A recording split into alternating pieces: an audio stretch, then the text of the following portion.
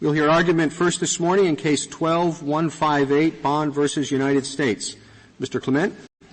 Mr. Chief Justice, and may it please the Court, if the statute at issue here really does reach every malicious use of chemicals anywhere in the nation, as the government insists, then it clearly exceeds Congress's limited and enumerated powers.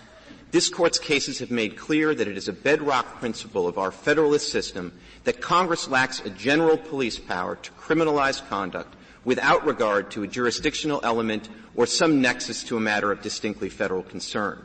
The President's negotiation and the Senate's ratification of a treaty with a foreign nation does not change that bedrock principle of our constitutional system. But, Mr. Clement, you said that the treaty is valid, and the implementing legislation seems to largely copy the words of the treaty without adding anything.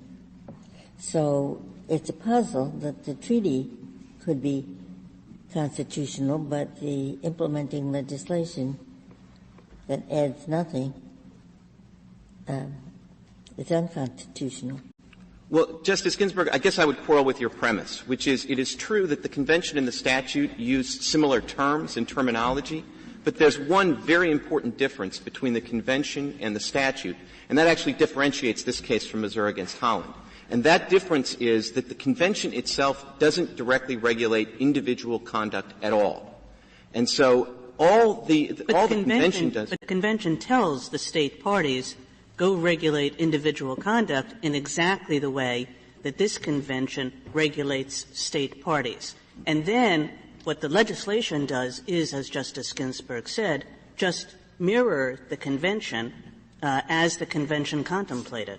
Well, Justice Kagan, to be quite precise, though, what the convention says, and this is Article 7, Section 1, this is 33A of the Blue Brief Appendix, what it says is that each nation-state that signs the convention agrees in accordance with its constitutional processes to pass penal laws that make unlawful for individuals conduct that would violate the convention if undertaken by a nation-state. And I would respectfully suggest that making that translation, if you will, between what violates the convention if you're a nation-state and what would be comparable individual conduct is not obvious. And when the government does that through penal legislation, there's no reason why that penal legislation shouldn't have to comply. Mr. Clement, why not? Meaning there can be no doubt that chemical weaponry is at the forefront of our foreign policy efforts right now. Look at the Syria situation alone. It would be deeply ironic that we have expended so much energy criticizing Syria when, if this Court were now to declare that our joining or creating legislation to implement the treaty was unconstitutional, we're putting aside the impact that we could have on foreign relations. Why is it, if it's okay to regulate the possession of marijuana, a purely local crime, why is it unconstitutional to regulate the use of something that can kill or maim another human being, a chemical that can kill or maim another human being? Well, I don't understand where the disconnect is in terms of our federal or state system.